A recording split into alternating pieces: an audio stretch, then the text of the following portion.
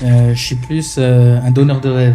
C'est pas trop bien d'en parler en caméra, mais quoi, j'avais 500-600 euros dans les poches. Allez, on est à 14-15%. Net, Net. c'est énorme. En étant expatrié à Dubaï, c'est vrai qu'on a cette sécurité-là où on sait qu'on est bien géré par notre boss. Soit il y a une opportunité à Dubaï pour aller travailler comme caissier. Mais j'arrive, je constate que c'est pas... c'est un peu rapide, hein.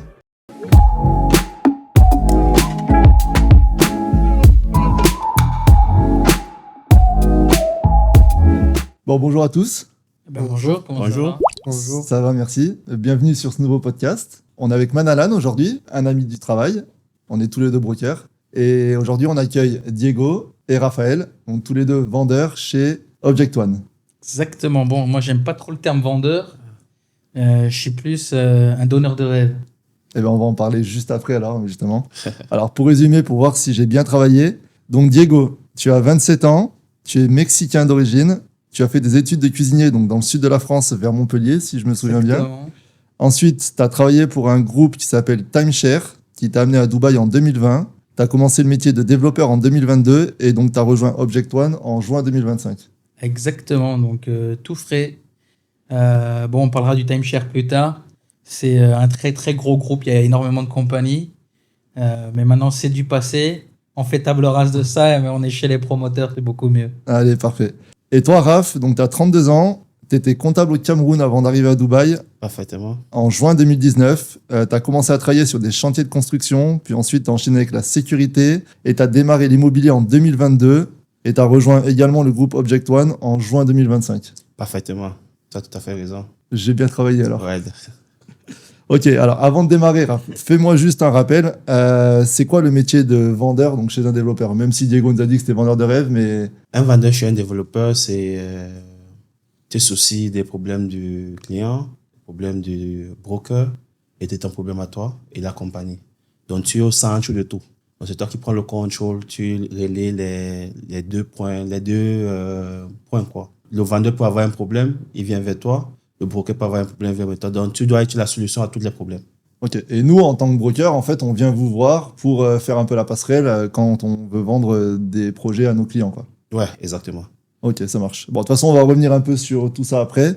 Là, bah, évidemment, moi, ce qui m'intéresse, c'est de savoir un petit peu, de vous connaître un peu plus, même si nous, déjà, on se connaît bien, tu vois. Ouais. Ce qui m'intéresse le plus, Diego, clairement, c'est comment on passe de cuisinier à l'immobilier. Alors, c'est une très bonne question. Cuisinier, c'est une passion, etc. Mais maintenant, bon, j'ai quitté la France, c'était à l'époque des Gilets jaunes. Je ne sais pas si vous vous rappelez un petit peu ce scandale là-bas. Je suis parti retrouver mes origines au Mexique. Et en fait, c'est pas très compliqué. J'avais une boîte de timeshare qui m'embauchait. Il y avait mon père qui travaillait exactement dedans. Il était comme directeur là-bas. Et le timeshare, en fait, c'est comme de l'immobilier, mais par semaine. Donc, c'est beaucoup plus profitable pour le propriétaire de l'appartement parce qu'ils vendent 52 fois le même appartement. Maintenant, là où il y avait un petit peu des problèmes, c'est que les gens, on vendait les appartements, les vendre 52 fois parce qu'il y a 52 semaines dans l'année. On les vendait 500, 1000 fois. Donc, il y avait des problèmes de disponibilité, il n'y avait pas des bons retours clients. Mais c'est quelque chose qui m'a aidé à faire pas mal d'argent, donc j'ai aucun regret. Mais je suis très content d'être passé au promoteur. Donc, la transition s'est faite petit à petit. On est passé de la cuisine. Mon père était dans la vente toute sa vie, ma mère était dans la vente toute sa vie. Ça a mouillé dedans, j'ai rejoint. Ça a pris feu. Et puis, l'opportunité m'est venue pendant le Covid. Donc, aussi, une boîte de timeshare m'a recruté pour venir à Dubaï. Donc, à l'époque, c'était... c'est pas trop bien d'en parler en caméra, mais quoi, j'avais 500-600 euros dans les poches. Ils m'ont payé mon billet d'avion. Ils m'ont payé mon logement pendant 6 mois. J'ai dit, je paie rien. Au pire, dans 6 mois, je retourne chez moi. Et puis, on essaye, il n'y a rien à perdre. Et puis, voilà, me voilà ici maintenant. Après, on a fait de l'expérience un petit peu dans le timeshare ici. Et dès que je suis rentré, j'ai vu l'opportunité de l'immobilier. Je savais que c'était là où je voulais être. Et je savais que c'était là où il y avait beaucoup d'argent à faire. Ouais, en plus, t'es surtout arrivé dans la bonne période, quoi. Donc, tu as vraiment pu voir l'évolution du marché immobilier à Dubaï, quoi. Exactement. Et l'évolution, bon, j'ai pas connu, comme ils appellent les anciens, le Golden Time, qui était là de 2010-2018, Ouais. juste avant le Covid, où c'était soi-disant exceptionnel. Mais ce qui est drôle, c'est que je vois ce marché, depuis 2020, il fait que augmenter. Tout le monde me dit qu'il va cracher, et je le vois pas cracher. J'arrive pas à croire qu'il va cracher encore. Certainement, dans certains quartiers, il y aura des corrections sur certains types d'unités, mais je vois pas le marché descendre à l'heure actuelle encore. Sinon, il n'y aurait plus de construction aujourd'hui. Nous, on l'attend avec Madalan, justement. Mais tout le monde nous dit, ouais, il y a la bulle, tu vois, mais on l'attend. Elle est où? Elle est où la bulle? Attendez, bon, on parle français ici, donc le contenu s'adresse un petit peu aux francophones. Je suis désolé pour vous, mais tous ceux qui m'ont dit, non, il y a le Covid, ok, les prix ont chuté pendant le Covid, c'est normal partout, mais c'est là où il y avait les bonnes affaires. Exactement. Exactement. Madalan, si je me trompe pas, avant d'être broker, tu es investisseur aussi. Exactement. C'est en quelle année que tu investis? En 2020. Période de Covid. J'ai profité. Et les affaires sont comment aujourd'hui? Magnifique. Tu as fait du profit? J'ai fait du double. La rentabilité? Allez, on est à 14-15%. Net? Net. C'est énorme. Ah ouais, t'imagines? Justement, regarde, je le redis encore une fois. Tu prends une communauté, on en avait déjà parlé ensemble, une communauté comme The Pulse, ou maintenant une communauté que les gens connaissent plus parce que c'est du MR, comme The Valley. En 2022, les villas, elles étaient à 1,16. Aujourd'hui, les mêmes villas, elles sont à 2,8. Mais t'as les gens qui osent encore dire « Ouais, mais ça va descendre. » Tu vois? « Ouais, mais les prix, ils vont se casser la gueule. Ouais, mais ça va chuter. » Ah les gars, vous voyez bien qu'on est que sur une phase montante. Alors oui, effectivement, je te rejoins sur le fait de dire qu'il va y avoir des petites corrections. Je te rejoins tout à fait. Tu prends des quartiers comme Damakils 2, par exemple, où il y a énormément de corrections, on est d'accord. Un prix de départ sur une townhouse, on était, il y a 2 ans en arrière, on était déjà à 80 000 dirhams. L'année dernière, on était sur du 85-90. Aujourd'hui, on commence à trouver des townhouses à 75. Mais parce qu'il faut avoir envie d'aller là-bas. En fait, tu reviens au prix d'il y a 3 ans, là-bas. Exactement. Mais parce que le quartier n'est pas développé. Mais c'est là où j'en viens. Regardez, le Covid, il y a eu, comme tout le monde a dit que ça allait descendre, ça n'a pas chuté. Après, il y a eu la Coupe du Monde au Qatar en 2022. Non, avant ça, il y a eu Expo 2020 qui a eu lieu en 2021. Exact. Les gens ont dit, après l'exposition universelle, ça va cracher. Ça n'a pas craché. Les gens ont dit, après la Coupe du Monde au Qatar, ça va cracher. Ça n'a pas craché. Très certainement, dans l'actualité, je ne vais pas en parler de ce qui se passe aujourd'hui, les gens doivent penser la même chose. Oui, c'est ça. Que ça va cracher, ça fait peur, etc. Exactement. C'est là où les gens vont faire les bonnes affaires, encore une fois. Exactement. Les gens vont commencer à investir, les vrais investisseurs, et ils vont investir et ils vont refaire de l'argent. C'est comme ça que ça marche. Et de toute façon, le Cheikh Mohammed bin Rachid Al Maktoum, la ville, son État, il ne le gère pas comme une ville. Non, comme une société. Comme une société, exactement. Et pour moi, c'est le meilleur auto-entrepreneur du monde. Nous, en fait, clairement, on est juste ses employés. Donc, Ouais, on travaille comme ses employés. Et tu te rends compte que si y a un petit secteur qui va pas, bah, il tape dedans, il remet ça propre. Si un autre secteur il va bien, bah, il va le faire monter, et ainsi de suite. C'est vraiment, pour le coup, en étant expatrié à Dubaï, c'est vrai qu'on a cette sécurité-là où on sait qu'on est bien géré par notre boss. Voilà. Ouais. Donc, c'est pas ce qu'on peut trouver malheureusement sur certains pays en Europe. Bon, on en reviendra un petit peu après, mais voilà. Raph, Ouais. explique-moi tout. Comment t'es arrivé ici? C'est une longue histoire, mais je vais la faire courte. OK?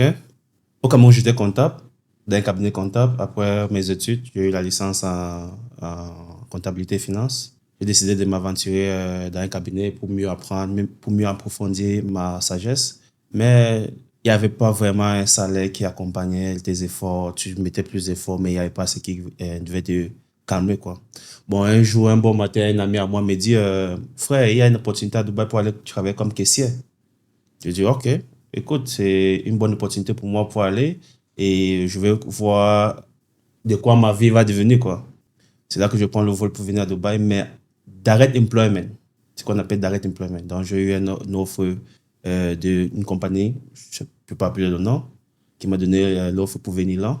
Mais j'arrive, je constate que ce n'est pas caissier. Qu'est-ce qu'on m'offre? Chantier. On me donne un casque, des blouses, chaussures de sécurité, quoi. Je dis, mais... Au Cameroun, je m'habillais bien, j'étais dans la clim et quand on sort, et ici, tout change. Mais je sais d'où je sors, je ne peux pas faire marche arrière parce que la vie, c'est devant. Je dois avancer. Je dis, bon, pourquoi ne pas essayer de voir à quoi ça me revient, quoi. Tac, tac, tac, tac. J'essaie, ça ne va pas. Tu connais la température de Dubaï, tu es au chantier en plein soleil. C'est vraiment difficile. Mais ce que ça m'a appris, c'est que quoi, il ne faut pas perdre espoir parce que Dubaï te donne l'opportunité de grandir. Donc, j'ai gardé ma tête haute. J'ai des amis qui sont rentrés au Cameroun, mais aujourd'hui, ils regrettent. Parce que Dubaï, c'est une ville que tout le monde peut avoir son chemin. Mais tu dois l'embrasser d'abord. Si tu n'acceptes pas Dubaï, Dubaï ne va pas t'accepter. Même chose pour l'investissement immobilier. Si tu n'acceptes pas, tu ne vas rien avoir. Donc, tant pis pour ceux qui vont dire ça va cracher. Ça ne va jamais cracher. Mais il faut y croire que si je mets mon argent, ça va me rapporter quelque chose. Donc, j'ai mis l'énergie et aujourd'hui, je suis là. Au chantier, j'étais du genre, j'avais un ami qui s'appelle Oben, chapeau à lui. Chaque fois, il me donnait, vends-moi ce téléphone. Et j'ai essayé, j'ai créé les techniques de vente, tout ça, tout ça. C'est là que j'ai commencé à constater que, bon, je peux être dans la vente, quoi. Je passe d'abord sécurité, mais ouvrant la porte aux gens, c'était pas vraiment mon truc, quoi. Je savais que la vie est meilleure ailleurs et j'ai valé plus, quoi. C'est là que je décide, bon, je dis à mon boss un jour, bon, et si ça s'arrête, je ne vais plus travailler comme sécurité en 7 mois. Il dit, pourquoi? Non, je dis que non, je ne travaille plus. Il dit, le visa des Camerounais, c'est un peu difficile pour sortir. Je dis que non, non, non. Si ça ne sort pas, au moins, je ne vais pas m'en vouloir pour avoir essayé. Ouais. Tu vois un peu. Il faut que j'essaye d'abord pour voir si je veux m'en sortir ou pas. Mais si je n'essaye pas, je ne veux pas savoir ce qu'il y a là. Mon père nous dit souvent, si tu n'ouvres pas la porte, tu ne vas pas savoir ce qui est derrière.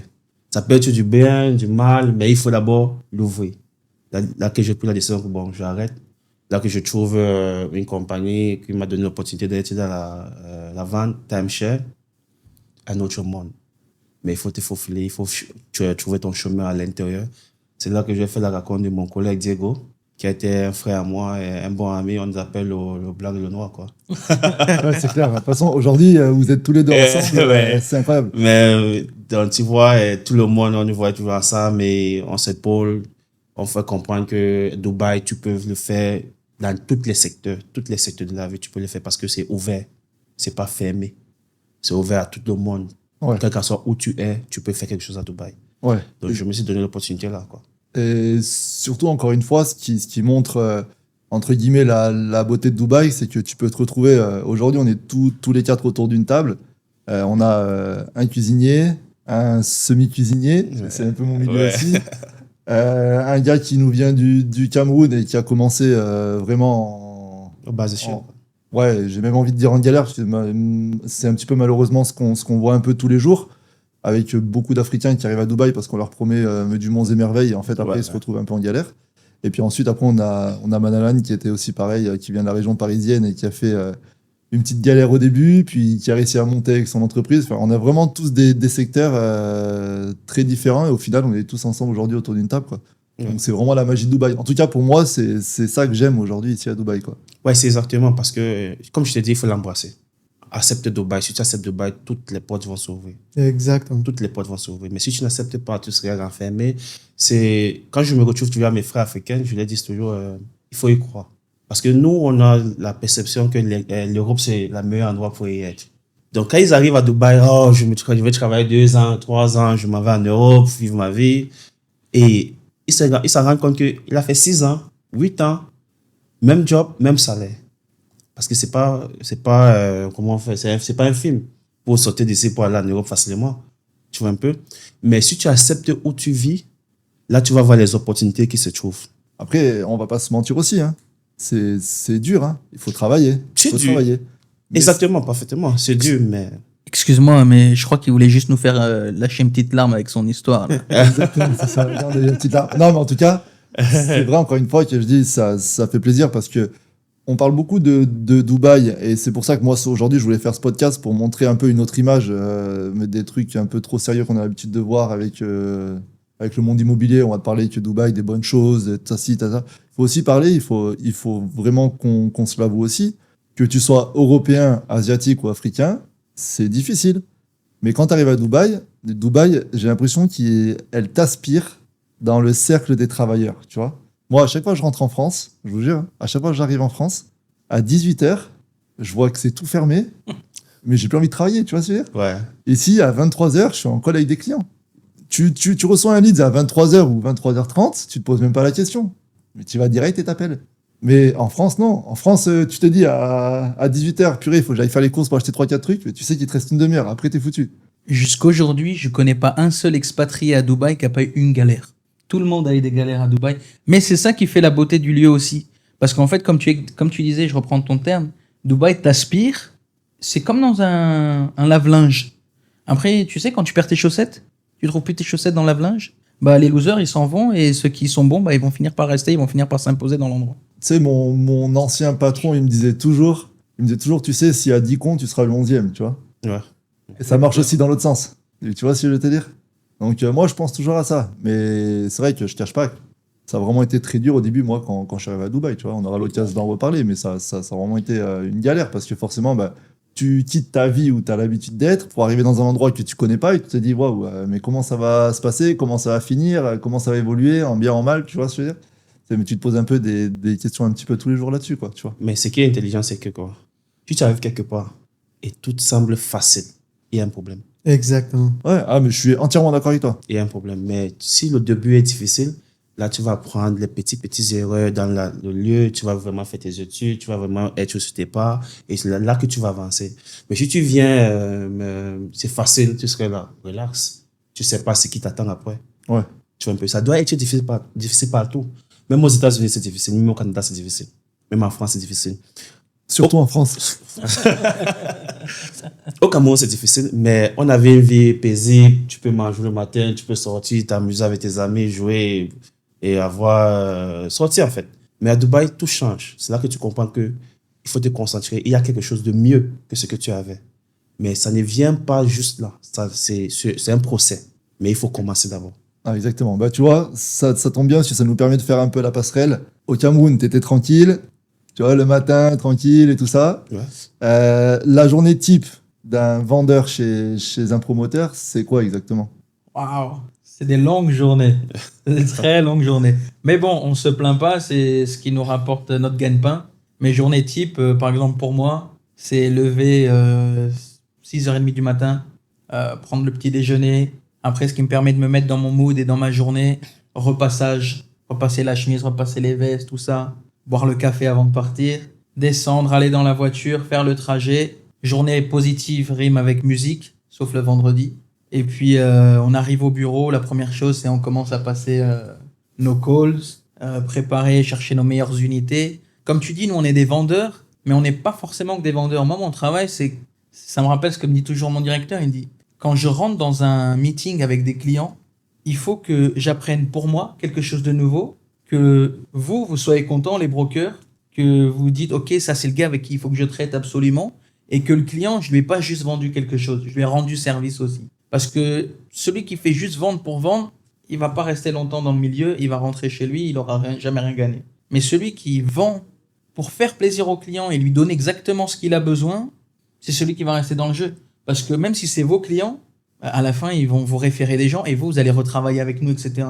Donc, journée très longue, il y a beaucoup de choses à faire, des calls, d'organisation, il y a des targets aussi, hein, on ne travaille pas juste relax comme ça, tous les mois on touche notre salaire, non. La majorité des promoteurs aujourd'hui, si 2 mois tu fais pas du tout de chiffres, Ouais, tu sors. Et tous les autres promoteurs le savent aussi que tu es sorti en 2 mois. Tu bosses qu'avec du broker ou tu bosses aussi avec du client lambda? On peut bosser avec du client lambda, alors ça dépend des sociétés. Object One, normalement, ne travaille pas avec ce qu'on appelle le direct team ici, le client qui vient à lui-même. Mais par exemple, Raphaël et moi, nous, on s'organise. On a nos propres, comme vous, les brokers, campagnes publicitaires. Ouais. Et on reçoit nos clients et on les vend sur place pour nous-mêmes directement. D'accord. Donc, pour bien qu'on comprenne, on a un développeur et dans ce développeur, on a plusieurs teams, c'est ça? Et donc, après, chaque team se développe en fonction de ses brokers. Exactement. Ok. Et du coup, entre les teams, tu vois un peu il y a un peu une concurrence ou pas du tout? Bien sûr, tous les jours, il y a la liste des numéros. Ouais.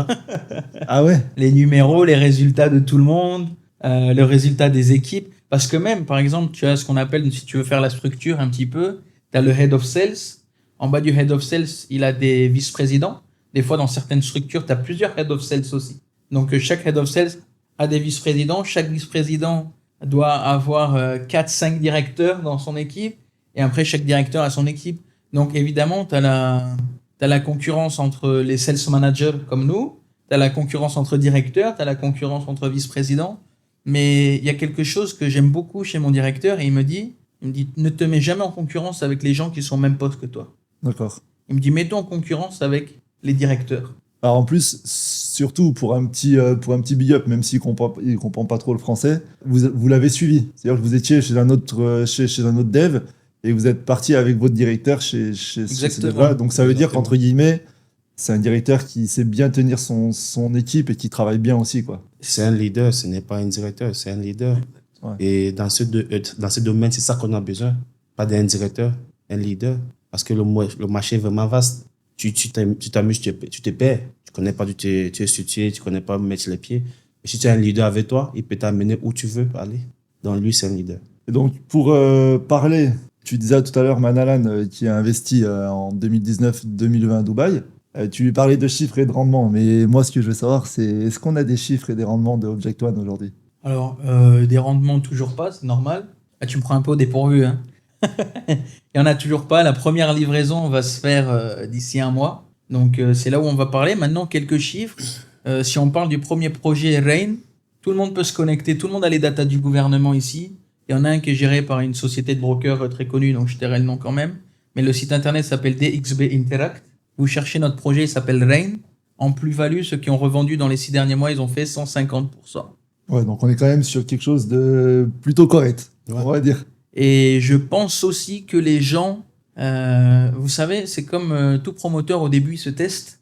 La livraison arrive très bientôt. Pour ceux qui pensent qu'on a eu beaucoup de retard, il y a plein d'histoires là-dessus. Les retards, c'est 3-4 mois maximum qu'on a eu, donc c'est pas énorme non plus. Il y a beaucoup de développeurs, ils prennent des 11-12 mois qu'ils ont droit. On est sur du 3-4 mois de retard, ça va être à 5 grand maximum.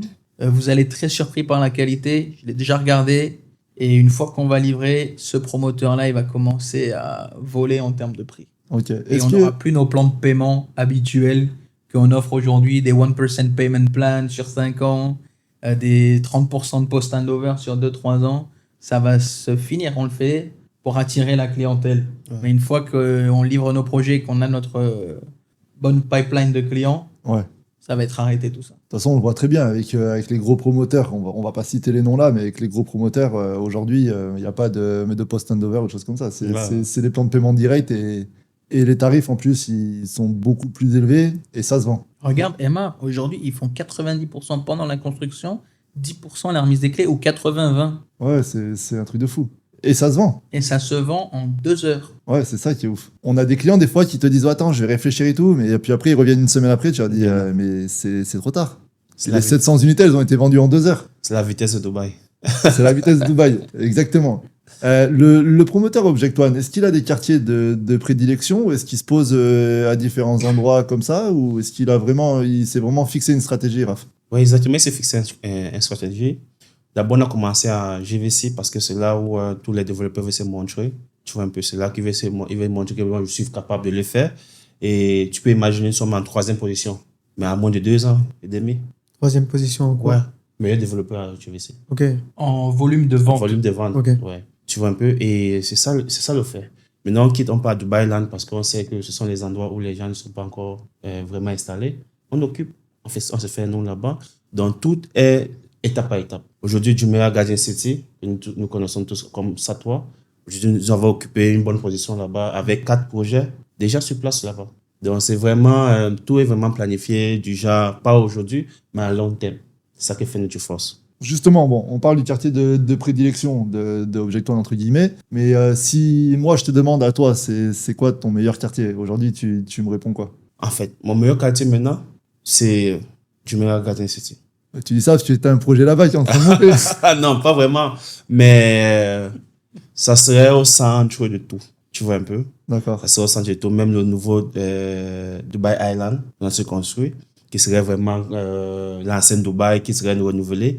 C'est au centre, à 15 minutes de Dubai Island, et downtown, JVC, partout. Donc, c'est comme au centre, quoi. Ok. Et toi, Diego? Alors, moi, j'ai une analyse un peu plus complexe que ça. J'ai pas vraiment de quartier de prédilection parce que ça dépend sur chaque personne. Chacun, tu me dis, ok, c'est quoi ton quartier préféré, Diego? Moi, j'adore Palm Jumeirah. Maintenant, Palm Jumeirah, est-ce que c'est là où j'investirai mon argent? Déjà, j'ai pas encore les moyens, bientôt. Mais la deuxième chose, c'est pas là où je ferai, en termes de stratégie pour moi, mon meilleur investissement. Il y a des gens aujourd'hui, regardez, chez Object One, on a JVC. JVC, il y a beaucoup de gens, ils disent ça y est, c'est saturé, etc. Ça dépend comment tu lances ton projet aussi. Ouais. Notre nouveau projet qui s'appelle AltaView, on est en train de lancer un studio par étage. Ouais, c'est exactement ce que j'allais te dire. Ouais, aujourd'hui, il y avait un autre promoteur qui a lancé juste en même temps que nous. Si je me trompe pas, il y a plus de 250 studios dans son building. Donc, tu peux pas comparer ce genre de 2 projets. C'est pas la même chose non plus. Aujourd'hui, à JVC, tu veux faire de la plus-value. Il y a des promoteurs, cette année, ils sont en train de livrer. Ils ont fait 35% de plus-value. Alors qu'on dit que JVC, c'est que pour du rental income. Ouais. Que pour percevoir des loyers. C'est vrai que c'est pas le meilleur quartier pour les plus-values. Tu veux chercher un bon quartier pour plus-value, tu vas sur Dubai Land. Dans 4-5 ans, tu y seras. Jumeirah Garden City, c'est un peu moins, mais c'est un peu moins et un peu plus en même temps. Ce que je pense sur Jumeirah Garden City, c'est qu'il va avoir 2 grosses montées. Pourquoi il va avoir 2 grosses montées? Parce que là, on est déjà tous les terrains sont en train de passer de leasehold à freehold petit à petit. Aujourd'hui, il y en a que 19. Mais petit à petit, ça augmente. Donc évidemment que le prix au mètre carré, il gonfle sur le terrain. Et si le prix du mètre carré, il augmente, le prix de l'appartement, il augmente automatiquement. C'est comme ça que ça fonctionne. Ouais. Mais au-delà de Object One, pour parler en général de tous les quartiers de Dubaï, je pense pas qu'il y ait de mauvais quartiers. Je pense pas qu'il y ait de mauvais promoteurs à Dubaï. Je pense juste que chaque promoteur s'associe avec une stratégie pour quelqu'un. Et pourquoi j'ai décidé de travailler chez Object One aujourd'hui, au-delà de suivre mon directeur, on avait plusieurs propositions aussi. Mais c'est surtout parce qu'Object One, quand tu vas sur JVC, tu peux faire de la rentabilité locative. Tu vas sur Dubai Land, tu peux faire de la plus-value et dans un futur de la rentabilité locative. Tu vas sur Al Fourjan où les prix sont déjà un peu plus chers, mais Al Fourjan c'est le futur. Personnellement, tu me montres le quartier, j'habiterai pas là-bas. Discovery Garden, Al Fourjan, c'est pas des choses que j'aime beaucoup. Ouais. Mais aujourd'hui, la localisation c'est la meilleure que tu peux avoir à Dubaï. T'es entre les deux palmes, entre Palm Jumeirah, Palm Jebel Ali. T'as le métro qui est là, tu as Expo City, tu as le nouvel aéroport. S'il y a un endroit où tu dois mettre ton argent, ça se trouve c'est là-bas aussi. Ouais, bien sûr. Ouais.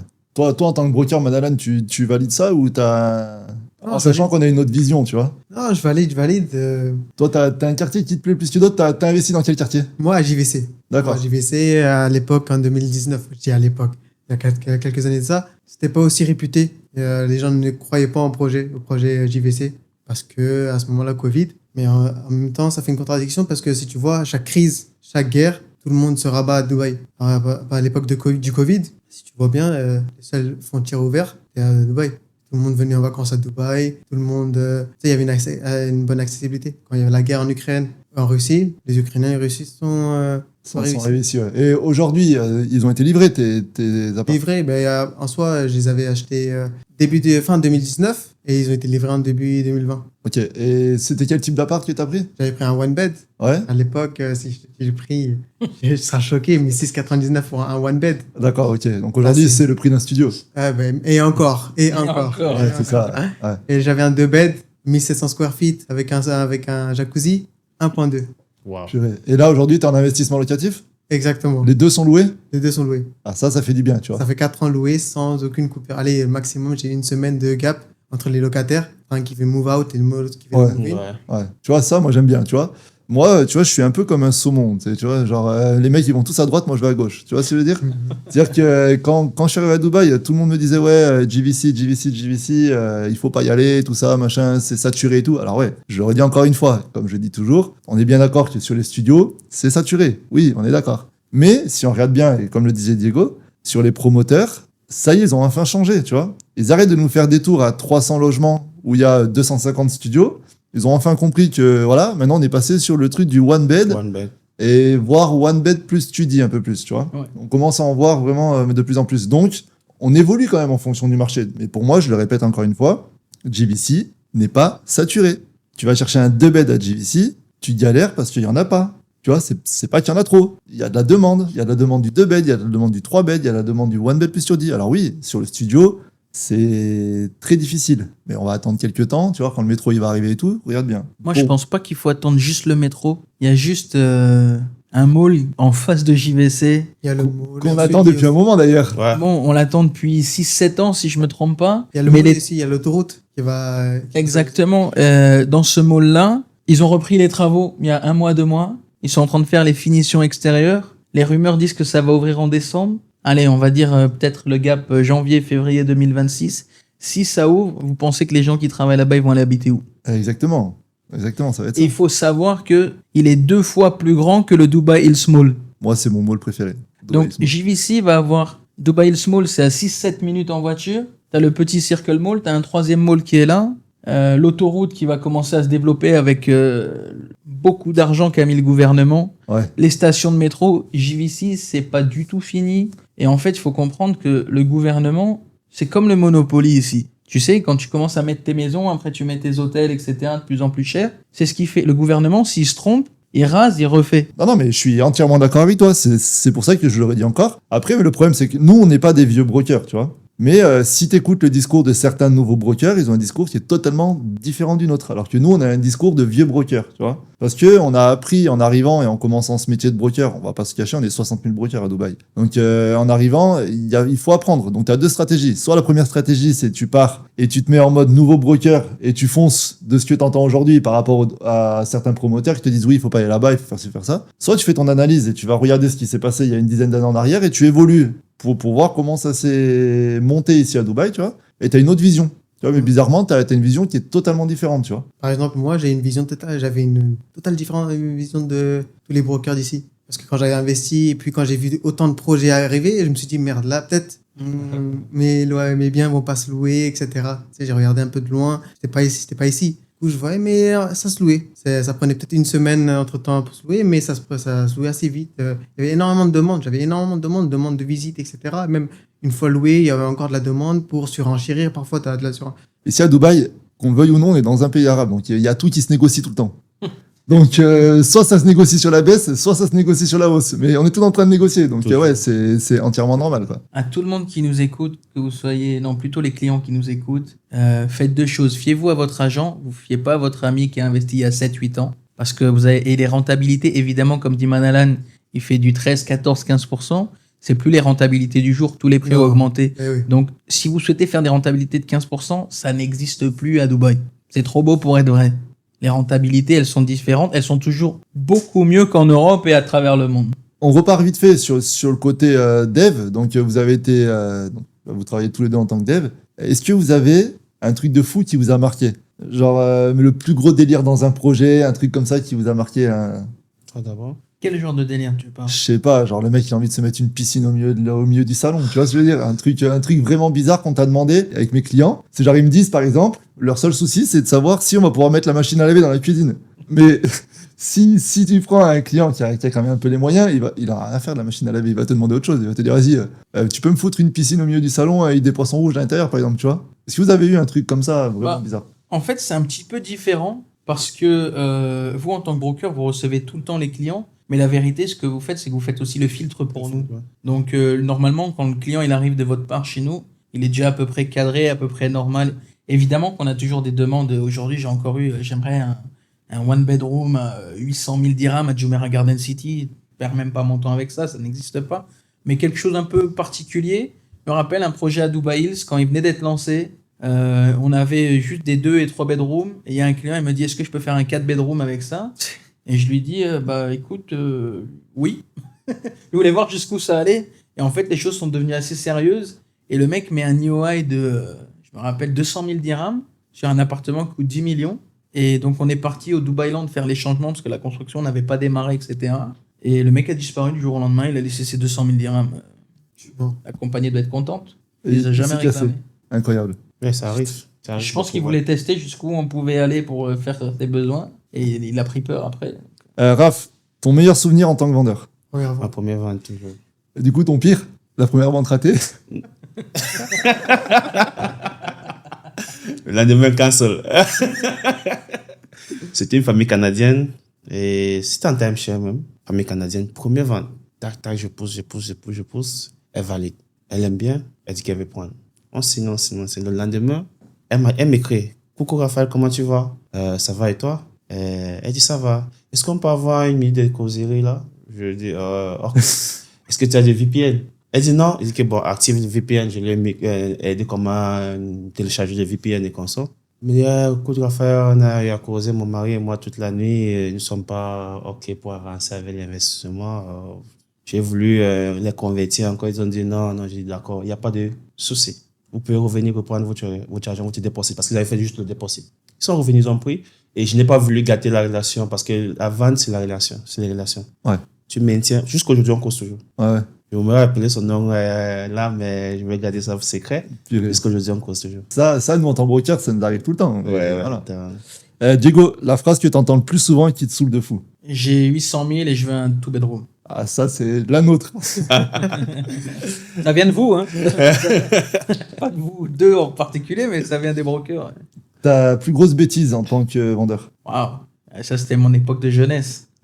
J'ai promis quelque chose qu'il fallait pas promettre. Et du coup, ça a capoté. Bien sûr. Ça capote toujours. Ça ne rate pas, tu peux pas échapper. Toujours, ouais. Ta plus grosse commission en tant que broker? En tant que Non, vendeur? à une époque, j'étais broker, donc ma plus grosse commission, c'était 120 000 dirhams. Ok, et en tant que broker? En tant que dev? Ça dépend vraiment, parce que c'est vraiment des petites commissions, donc tu vas pas parler de ça, mais une vente, ça te rapporte entre 8 000 dirhams et 70 000 dirhams, on va dire, quelque chose comme ça, D'accord. Raph, ta plus grosse bêtise? de m'avoir connu. Je crois que c'est notre plus grosse bêtise à tous. Moi, la plus grosse bêtise, c'est. Je ne veux pas dire bêtise, mais c'était une école, un peu. C'était du timeshare. Parce que aujourd'hui, j'ai des clients que je n'arrive pas à convertir pour l'immobilier parce que l'expérience que nous avons eue à l'époque par rapport à ce que je les avais vendu, Ouais.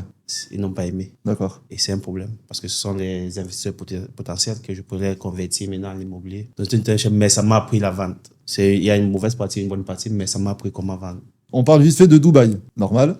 Qu'est-ce qui te plaît le plus à Dubaï? Les impôts. Raph, qu'est-ce qui te plaît le plus à Dubaï? La sécurité. Manalan? Les opportunités. Pas mal. Ouais. Qu'est-ce que tu kiffes le moins? La chaleur l'été. C'est la chaleur. Service charge. Tu reconnais direct l'investisseur. Tu sais. C'est un investisseur, là. Je te jure, c'est exactement ça. Est-ce que tu as un truc qui t'a le plus choqué à Dubaï? L'ouverture d'esprit. Parce qu'en Europe, on pense beaucoup que Dubaï, c'est comme nos pays voisins, mais c'est complètement ouvert. C'est comme une Europe, mais musulmane, modernisée. Moi, mon salaire passait de quelque chose de moins. Donc, je peux dire à 12%. Non, pas 12%, à 120% du salaire que j'ai eu en moins de 6 ans. Ok. Et toi, La Manal? facilité des papiers. Et la rapidité surtout. On en a déjà reparlé, mais je vais en reparler rapidos. Ton meilleur quartier en un mot, toi, on a dit c'est pas Jumeirah Garden. Je reste sur JVC. Hein. Toi, tu restes sur ici. Et du coup, l'endroit où tu mettras jamais les pieds? Je vais me faire des ennemis, ils vont me regarder après. Dama Kills 2. Moi, DIP, parce que ça me donne la nostalgie. Et toi? Non, j'en ai pas encore. Honnêtement, je suis ouvert. Tu vois que je viens d'arriver, donc... En même temps, en tant que broker, on peut pas dire qu'on n'a pas de quartier qu'on aime Ouais. pas. Après, on se fait Et des- toi? Ah, le quartier que j'aime pas, que j'aime le moins, c'est l'ancien Al Satwa, donc mais qui s'est transformé en Jumeirah Garden aujourd'hui. Mais j'aimais pas du tout Al Satwa. Maintenant, ça commence à changer. Le quartier que j'aime pas, vraiment pas, c'est Downtown. International City. Ouais, je trouve. Ouais. Après, le problème d'International City, c'est que c'est pas fait pour nous. En fait, tu sais, quand tu arrives à Dubaï, la première fois, tu regardes les prix des loyers. Tu dis, purée, en fait, c'est pas très cher Dubaï, ça va. Mais à chaque fois, tu vas marquer en dessous International City. Et quand tu arrives à Dubaï pour la première fois, tu fais, c'est quoi ce quartier de fou. Même pas j'y vais. On va se terminer avec une petite anecdote, vite fait. J'avais parlé avec les clients pendant des semaines. Arrivé au sales center, le client il est prêt à mettre le chèque, etc. Puis on le voit plus. D'un coup, il se dit, moi, je vais aux toilettes. On voit plus. C'est ça. Il a disparu. Il disparaît comme ça. Purée. Moi, c'est anecdote, c'est ma première compagnie. L'année que j'ai fait le switch du chantier à sécurité. Donc, déjà, tu sors de la chaleur, tu travailles dans la clim. C'était vraiment, pour moi, c'était une grosse différence parce que ça m'a exposé. Quand tu travailles au chantier, tu n'es pas exposé au monde. Ok, Diego? Pas vraiment une anecdote, je préfère faire des big ups. Dubaï, c'est un endroit où on te montre le chemin petit à petit. Tout va très vite. On dit beaucoup qu'un an devient 5 ans. Et voilà, Dubaï m'a complètement changé la vie. Pour tout, ma manière de penser, ma manière d'être. Et je vais me rencontrer ma femme et bientôt ma future fille. Donc, c'est le plus important et c'est pour ça que j'adore cet endroit-là. Eh ben, écoutez, les gars, je vous remercie. On a passé un super moment ensemble. J'ai hâte de tout préparer, qu'on sorte tout ça. Ça va être une tuerie. Et surtout, vous savez très bien, enfin, mais pour ceux qui me connaissent et qui me suivent un peu sur les réseaux, vous savez mon amour pour la vidéo. Donc, dès que je commence un boulot, je suis obligé de partir dans la vidéo et dans la com. Donc, évidemment, c'est pas le premier, c'est pas le dernier aujourd'hui. Donc, on se remet ça d'ici peu et très vite. Merci, les gars. Merci à toi. Merci à toi, Armand. l'invitation. Ouais. Merci à toi. Et la suite au prochain épisode.